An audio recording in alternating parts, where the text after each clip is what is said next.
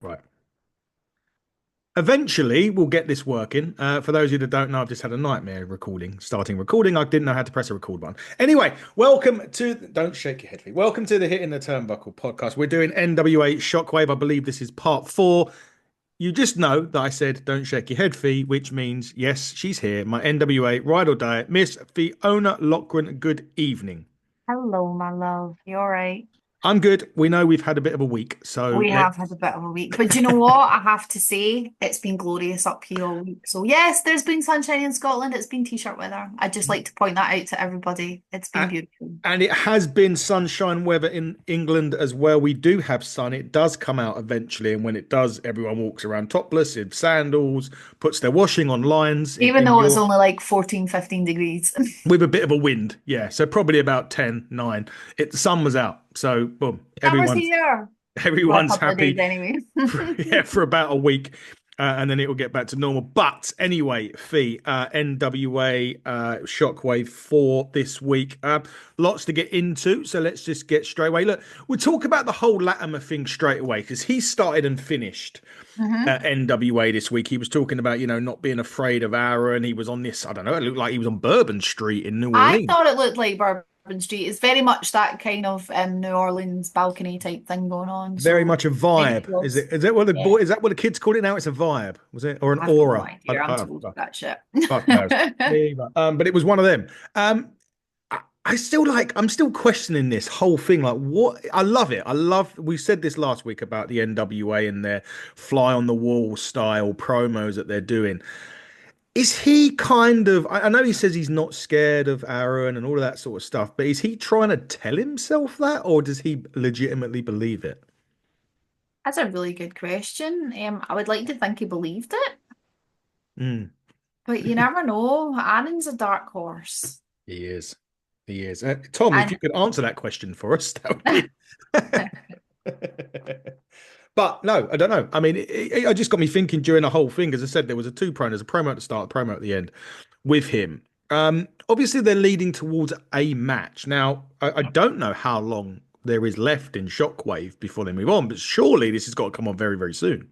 you would think, I think there's maybe, I don't know, is there one more week of Shockwave left? I'm I not would sure. have can't be any more, much more. Sure, we're on week 4 as it is. I know you've Yeah. been away for a week I didn't do I know one, so I'm a wee bit definitely out, more. I'm a wee bit lost, I'm a wee bit out of sync with it all, but Weird. what? Did we ever get to the bottom of what Virtual showed him on the phone?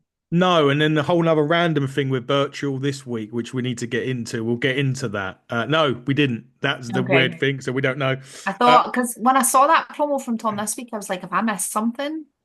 yeah, it felt a bit out of place, didn't it? From where it Yeah. was. It was like that should have been a week ago, and the thing that we saw last week maybe should have been this week. So if you get our drift, you probably don't, which is fair. But yeah, it was a bit all over. But I enjoyed it. I'm just wondering if Tom's trying to say that to himself rather than whether he means it or I not. don't think I'd be asking him that to his face. Well, that's why I'd rather having on a Zoom thing because then I don't have to. Anyway, the action this week was really, really good in all three. I loved the show this week. It was three different types of matches that I really. There was three.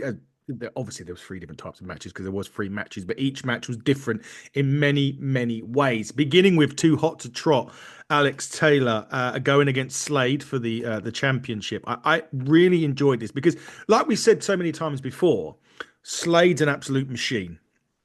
He is. But it was so good. You forget how good AT is as a singles wrestler. AT's he may have to get used to that. More on that in a minute. It was I loved it. I didn't know. To be fair, and I said this before, and I know sometimes the NWA give things away. I wasn't sure that AT was going to hold on to that It championship. was touch and go at one point. And the reason why I say that is as well, they hadn't announced that he had the gold anywhere, or he was defending the gold anywhere. No, it Yeah. was funny, isn't it? Like that, Mm. because quite often they give stuff away about future shows and things like that, but it's been quite quiet on the Alex Taylor front. So, Perhaps too much other stuff with the Southern Six going on, mm, which again, like I said, potentially. we will get to. Yeah, look, I love the match. I thought the match was brilliant. I really, really enjoyed it. The Alex did end up picking up the victory though, and again, Slade's time will come. I have no doubt Oh, that without a guy doubt, without a doubt. That guy is NWA championship material without question. It's just a matter of, I suppose, when then if Yeah. he wins it. But a really, really good opening contest between the two. Mildly sneaky tactics from Alex to win, though. Yeah, you get away with it. You get away with it. Listen, he's a champion, champion's advantage, and all of that sort of stuff. But yeah, I mean, if mildly. you're going to take someone's ear protectors off and then slam them around the ears, then obviously you're going to get a bit of an advantage.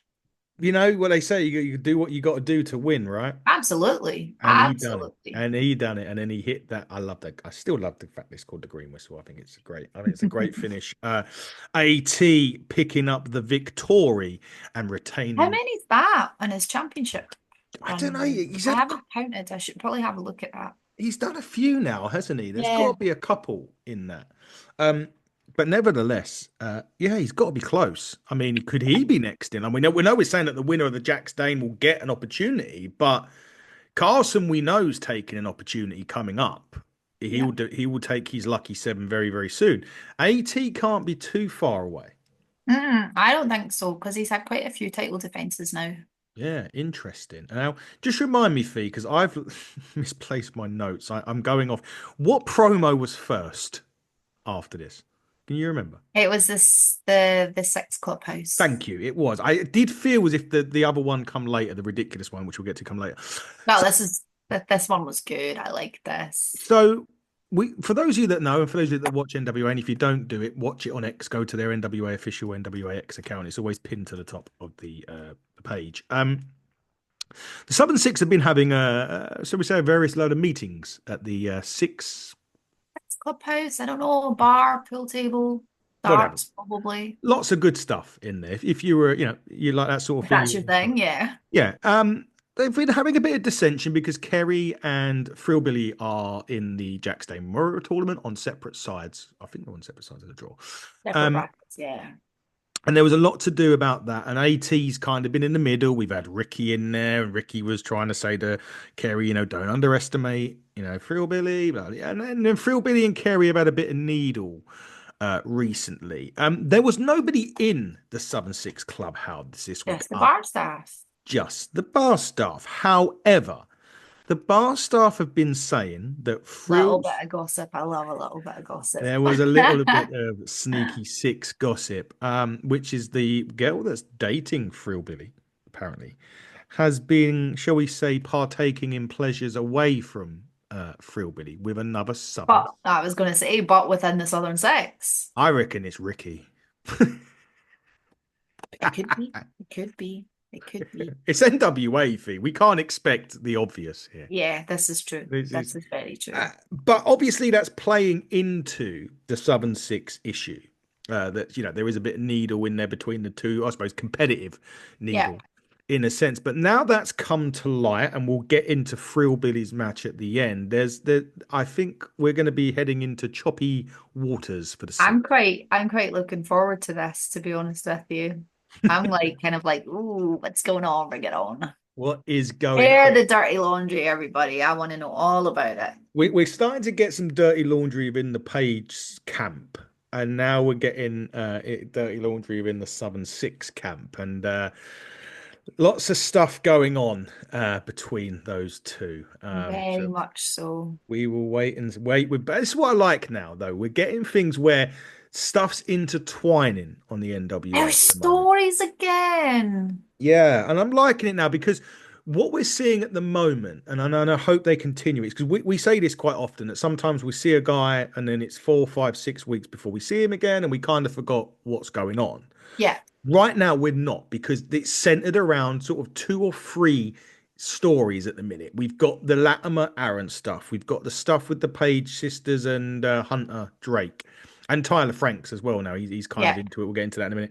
And then we've got the Southern Six needle as well. Obviously, that's a tournament stuff, but we don't know what's going to happen from that going into the Crockett Cup next month. So I like that. More of that, please. I just like the promos as well, though. I like, I Definitely. like what's happening. I miss May. May was always fun to see, but I do like what they're doing with them. I like the videos. I like the style of the videos. I like that you're getting a little bit of background about it as well, and I like just like I said, stories, we're starting to get storylines that are consistent. They're going from week to week to week, which has been a long time missing from NWA. Yeah, it I has. feel it's been a long time missing from NWA. And it kind of paints the picture because what we're going to get into now is an empty arena match between Rufy J and La Rosa Negra. Now Which that makes all the sense considering what we know has gone on beforehand. yes, and obviously for those people that don't know, and again, it's been a while since we've hit into it. They had a falling out after their tag match, which was good a few weeks ago now, if Yeah. memory serves me right. But and was it with Kenzie and Kylie? I can't remember. I'm sure it was one of the Page was involved.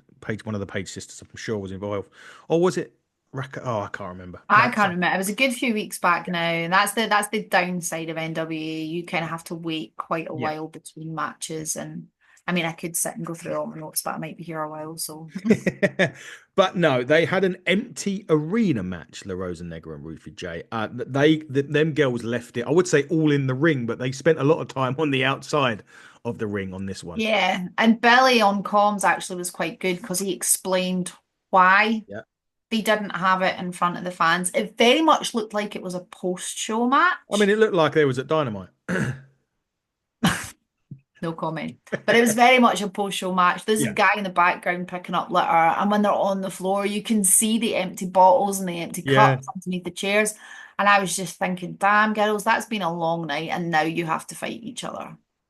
And fight each other they did, Oh though. my God, they did. Oh, they were vicious. They weren't messing around. I mean, there was chair shots in this. There was a couple of chair shots. I was like, ooh, but then there was some chair There was some chair shots. shots. There was a Ruthie head first into the bin. Yes, taking out the trash, so to speak. There Absolutely. was And they were both very vocal in it. Obviously, Rosa in her native tongue. I can't remember where she's from. That's terrible. forgive me, neither can I. No, it's been a long But day. feisty, like fired up down the camera, just shouting in her native tongue. So I have no idea what she was saying because obviously I didn't understand her. But yeah, the chair shots and stuff in it were full on, and yeah, I mean Ruthie was wrestling in jeans and That not was a nice. That was a good touch, yeah, actually. The yeah. fact that they were kind of wrestling, reminds me of the old Rosa just looked bunkhouse. like she was in like training gear. Yeah, it was She didn't have like her usual butt cheeks hanging out her shorts. it reminded me a bit like the old bunkhouse brawl matches they used to have in the 80s when they used to, dress up in the cowboy stuff. Not that it was cowboy related clothing, but get the gist of what I'm saying. Um, really enjoyed it. La Rosa, I was actually quite surprised La Rosa won this. Rosa didn't win. Sorry, Rufy. What? Sorry, I've looked at my bloody. The bit that I did find, I've looked at it wrong. It's been, I guys, it's was like, Rosa didn't win. Rufy J Ruthie won. basically attacks her, proper smacks her with a chair, like Yeah. really right into her gut, right? Like she's lying prone on the floor. Ruthie's just like, She didn't hold yeah. back. That's what I had. Sorry, when I was looking at this, I had that she didn't. Oh, my little Oh, notes. Rosa's out. Rosa's out on the out prone Oh, on the yes, and just the chair comes out and yeah, she didn't hold back. she didn't. So, They really don't like each other anymore, and I'm not like you could see that in the previous tag match when yeah, they fell out. You could see that there was a little bit of disconnection between them, but holy shit, it's way worse than I thought it was. it was. And Rufy, as you say, as rightfully say, picked up the victory in this. I suppose now it's like, okay, we know Markova and Kylie are coming up as a number one contendership, but Rufy needs, I feel as if right now something needs to happen with that following on. They were both looking great, though. I thought they were both in Mm. great shape. They both brought their A games with them. Yeah, Ruthie, but either of them potentially could be a contender after that. Certainly could be. We'll have to wait and see what happens, of course. And obviously, someone's got to face Natalia Neidhart at the Crockett Cup, of course, as well, coming I up. still think it needs to be Natalia though. Natalia versus Natalia. Ah, yeah, That just because I'm stupid like that and it just made me giggle, but well, that could happen though. That could happen. You never know. It could happen. We kind of mentioned this is probably the most confusing segment I've ever kind of witnessed it. I'd never got this. So Kylie's in the gym rehabbing the arm. She starts flirting with Birchall, who's trying to help her lift the smallest weight on the thing. She then spots Idol, that was really weird looking segment. The camera was a bit weird during that Yeah, as well. strange And one, definitely. then from there, she mentions Markova, who she's obviously wrestling at some point, which I can understand. Yeah. Brian Idol's the other half of Looks to Kill. Goes back and flirts with Birchall again to end the segment kind of thing. Birchall's like, what the fuck's going on? I'm like, what He's the fuck's looking very going on? confused by this at this point. Very, very confused. I love the fact that he was like, you might want to put some more weight on that. Yeah, that was a good one. But I just kind of, I got lost with it. It was kind of like, should this have even happened? Yeah, I'm very much like, is there going to be more? What's this leading to? What was the point of it? Because last couple of weeks it was been like Hunter Drake. There was that look that she gave him. There's been that issue there with her sister, and you kind of expecting to go down that route. And then it kind of does a complete 180 and goes back to Markova, which we get it's happening, Yeah. but don't drop this bit over here that you were working on.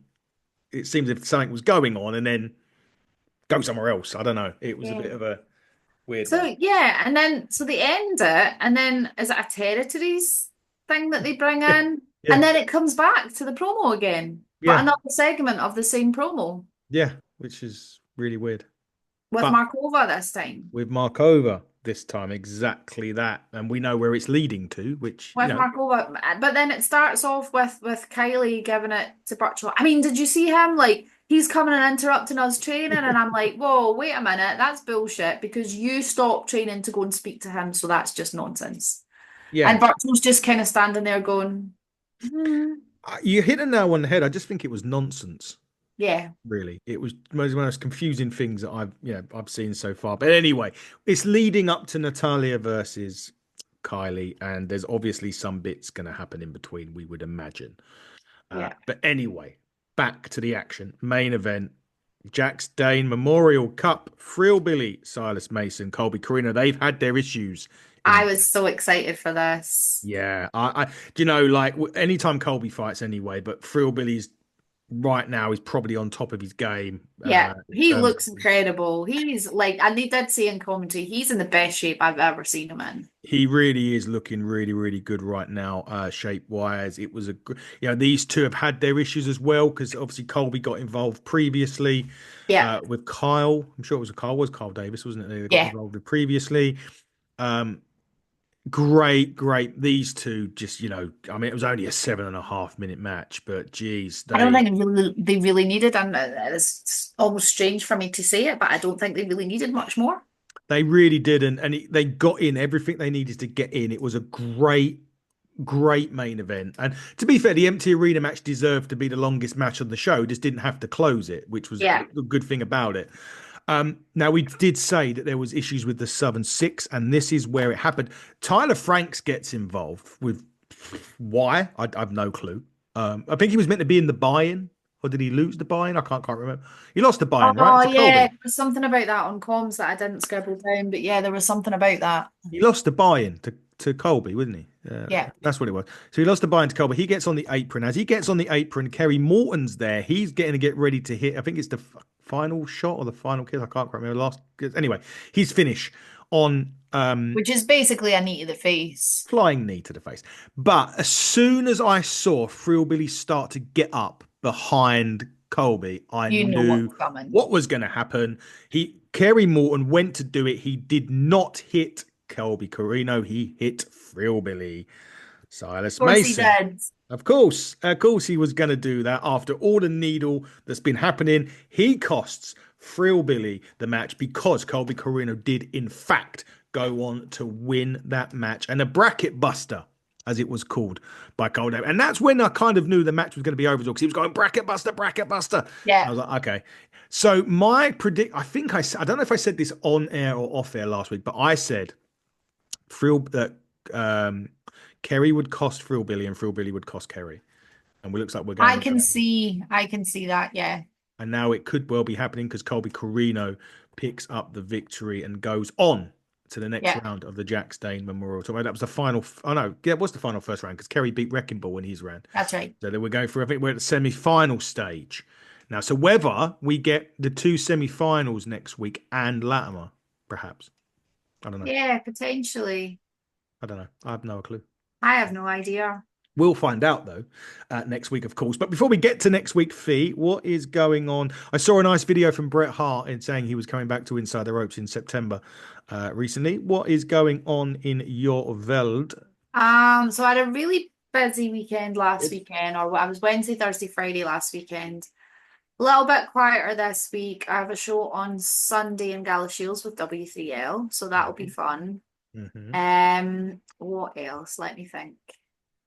Next week, um, Kenny has Mark Miro Oh, nice. over for the book launch of his Yep. biography that Inside the Ropes have kind of co-authored with him. Lovely. So Kenny's in Glasgow with him on Monday, Manchester on Tuesday, and Newcastle on Wednesday, I think. It was a free event There for you go. fans to attend. I don't know if there's tickets left. You still have to go on and purchase a ticket, so to Yep. speak. But it's almost like a free show, basically. Mark's going to have a chat about the book and things, and the fans can come and have photos and get autographs and stuff done. So I'll be at the Glasgow show on Monday night for that, so that'll be cool. Do you know I saw the other day that said he wanted to come over and do something, or he is doing something, and he was going to announce more dates soon. I was thinking, what a great guy that perhaps Inside the Ropes could look to bring over. That was JBL. He's doing. He's doing a show Mm, tonight. he is. That's Beers what with they the do. Boys tonight in Yeah. Texas. Yeah. There's him. There's, I think, maybe Road Dogg Rodney Mack's involved. Mhm. James Beard's involved in it. Who else? Yeah, because I was sad to miss it. I would have really enjoyed that. But he's doing a couple of different shows across Texas with that. I think that would be a lot of fun. I think GBL would be great, actually. I would quite enjoy that. He'd be an awesome guest. Kenny. I'm not trying to do your job for you, but I mean, there's just some guys out there. He'd be great for one. Obviously, for the love of wrestling, for those of you that don't know, announced some big guests coming up for next year's show. They Soraya has have been announced. already. Yep, Soraya has been announced, the artist formerly known as Paige, for those of you that don't watch AEW. Rob Van Dam has been announced for that as Out well. And Bischoff, I'm just about to say, our boy. our good friend, Mr. Bischoff, is going there as well. I think tickets are on sale for that, so go and get your tickets if you haven't done already. We've mentioned Bret Hart Inside the Rope September. Pretty sure limited tickets are now available for those. So itrtix.com for .com. Yeah, those. absolutely. Big thanks to Jonathan Coachman last week. That was an incredible conversation. That will go out WrestleMania week, so be prepared for that. That's really good. I will announce. I might get in trouble, but I'm sure they won't listen. Um, Tomorrow, which is Friday, I'll be interviewing TNA's Leon Slater, a great Brit as well. So it was quite funny when they said they were announcing him. I was like, I've been waxing lyrical about him, and every time I interview one of their talents, so the fact I get to interview the guy that I've been waxing lyrical about is going to make it a very easy interview for me to do. We're going to have Maria James from OVW coming on. That was meant to be tonight, by the way. There was a few issues, not issues revolving the podcast, just issues that's prevented that from happening. That will happen next week. Next week, as will Sam Stackhouse with NWA Spotlight, and the aforementioned Tyler Franks will be joining us. That'll be interesting. Like to See see what what's gossip we going can on. get from them. Yes, that will be interesting. What's going on? Lastly, the big match that Ignite have announced for the last stand in May the 18th. Well, you want to talk dream matches? Triple threat match: Joe Lando versus Kieran Lacey versus Corey McRae is gonna burn the house down, blow the house down, whatever you Blow want to the call roof it. off and burn the house Thank you. down. That's exactly what I was trying to think of. There is one more. I think there's one more match to be announced. I know what it is, and yeah, you're gonna want to get there. So get there, Eventbrite, type in Ignite Wrestle Pro. You'll see it is the last stand, May the 18th. Our Turnbuckle Championship will indeed be on the line as Mark True will go one-on-one with the number one contender, Aluna. But Fee, we're done with another week of Shock Wave. Bloody hell, I'm No. going to bed. I'm done. I'm off. I'm going to bed. But look, as always, shall we do this again next week? We shall indeed. Until then, everybody, buckle down, stay safe, and good night.